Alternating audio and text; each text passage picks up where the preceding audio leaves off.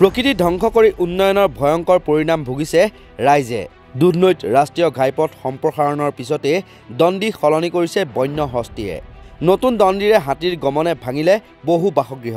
হাতীৰ আক্ৰমণৰ পৰা ৰক্ষা পৰিবলৈ গৈ আঘাতপ্ৰাপ্ত হ'ল এগৰাকী মহিলা। বিভিন্ন গাঁৱত হাতীয়ে প্ৰৱেশ কৰি চলাইছে উপদ্ৰৱ। তহিলং কৰিছে বাসগৃহ, খেতিপথাৰ, বাৰীত তামোল, পাণ, নাৰিকল গছ।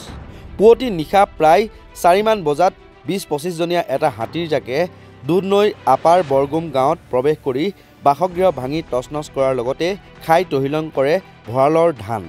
হাতীৰ আক্ৰমণৰ পৰা ৰক্ষা পাবলৈ পলায়ন কৰি আহত হয় নিৰমা দৈমাৰী নামৰ এগৰাকী মহিলা। হাতীৰ তাণ্ডৱৰ সময়ত এটা ঘৰৰ ভিতৰত পৰিয়ালৰ লোক শুই আছিল যদিও কেঁচুৱাসহ মানৱ দৈমাৰী আৰু পত্নী নিৰমা দৈমাৰীৰ দৈব্যক্ৰমেহে ৰক্ষা পৰে যদিও নিৰমা দৈমাৰী সামান্য পৰিমাণে আঘাতপ্ৰাপ্ত হয়। পৰিয়ালটোৱে ভঁৰালত সাঁচি থোৱা ধানখিনিও খাই শেষ কৰে হাতীৰ জাকটোৱে। হাতীৰ ভয়ত এতিয়া বিনিদ্ৰ ৰজনী কটাবলগীয়া হৈছে ৰাইজে। মানে বৰ মৰ্মান্তিক দুখৰ বিষয়। আমি খাটি খোৱা মানুহ, দিন হাজিৰা কৰি খোৱা মানুহ, এনেধৰণৰ বন্যহস্তীয়ে যিটো তাণ্ডৱ লীলা চলাইছে গাঁওখনত, আমাৰ দুধনৈ 36 নং বিধানসভা সমষ্টিৰ আপাৰ বুৰগুম গাঁওখনত, ইয়াতে বিশেষকৈ আমাৰ ট্ৰাইবেল মানুহ, বড়ো মানুহ বেছিকৈ আছে।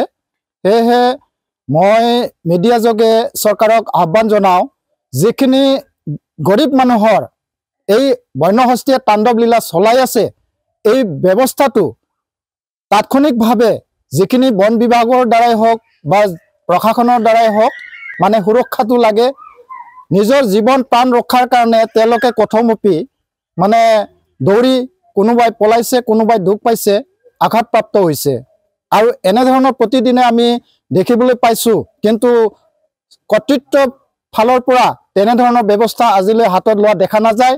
যিখিনি লয় সেইখিনি আমাৰ কাৰণে সুৰক্ষা নহয়। সেয়েহে কাঠৰে আমি আহ্বান কৰোঁ, যাতে চৰকাৰে আমাৰ দুখীয়া খাটি খোৱা শ্ৰেণীৰ মানুহৰ কাৰণে যি ক্ষতি কৰিছে সেই ক্ষতিপূৰণ দিয়াৰ কাৰণে যাতে ব্যৱস্থা লয়।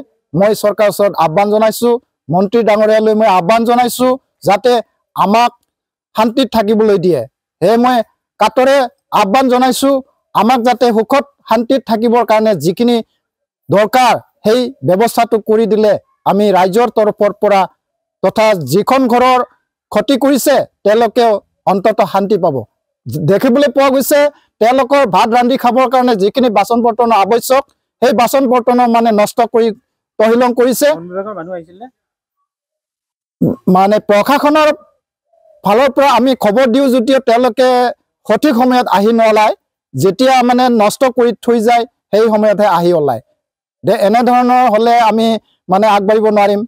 সেয়েহে মই চৰকাৰক তথা বন বিভাগৰ বিষয়াসকলক আহ্বান কৰোঁ, আমাৰ মেছেজ পোৱাৰ লগতে তেওঁলোকে যাতে সুৰক্ষাৰ কাৰণে দৌৰি আহে, ক্ষতিপূৰণখিনি যাতে সিহঁতে ব্যৱস্থা লয়, সেয়ে মই আহ্বান কৰিছোঁ। উল্লেখযোগ্য যে বঙাইগাঁৱৰ পৰা গোৱালপাৰাৰ হৈ গুৱাহাটীলৈ 17 নং ৰাষ্ট্ৰীয় ঘাইপথছোৱা 4-লেনযুক্ত পথ সম্প্ৰসাৰণৰ কাম যুদ্ধকালীন প্ৰস্তুতিৰে চলি আছে। ৰাষ্ট্ৰীয় ঘাইপথ সম্প্ৰসাৰণৰ নামত ইতিমধ্যে চৰকাৰ প্ৰশাসনে কাটি পেলাইছে ৰাষ্ট্ৰীয় ঘাইপথৰ দুয়ো কাষ। তাৰ ফলত ধ্বংস হৈছে বনাঞ্চল, বন্ধ হৈ পৰিছে কেইবাটাও হস্তীদণ্ডী। হস্তীদণ্ডীসমূহ নাইকিয়া হোৱাৰ পিছতেই এতিয়া বন্য হস্তীয়ে সলনি কৰিছে অহা যোৱা কৰা পথ, যাৰ ফলত সাধাৰণ ৰাইজ হাৰাশাস্তিৰ সন্মুখীন হোৱাৰ লগতে উজাগৰে কটাবলগীয়া হৈছে উৰেটো নিশা। ব্যুৰ' ৰিপৰ্ট, নৰ্থ ইষ্ট নাও।